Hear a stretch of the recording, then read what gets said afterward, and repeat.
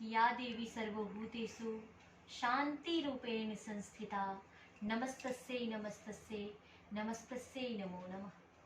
आई दुर्गा पूजा के तेसर दिन छै और तेसर दिन माँ चंद्रघंटा के पूजा भेलन। अपने सबसे हो केने है हमहू माँ चंद्रघंटा के पूजा के लिए न आ माँ के ई तृतीय स्वरूप जे छन माँ चंद्रघंटा के ई शांति प्रदान करो वाली और कल्याणकारी रूप छन। त हम माँ से यह विनती करबन जे सब गोटे के जिंदगी में शांति देथिन और विश्व के कल्याण होय, यह माँ से विनती।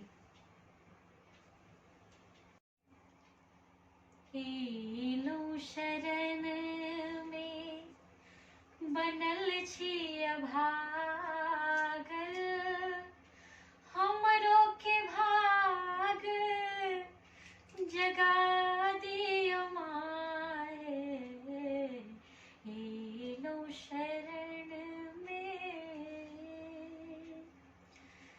आहा केरे महिमा माँ बेदो जनैया, आहा केर बिनती माँ केने करैया,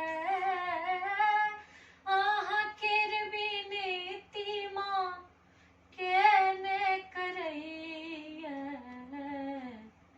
बिगड़ल नसीब माँ हमरो सुधारियो, हमरो के भाग जगा दियो माहे।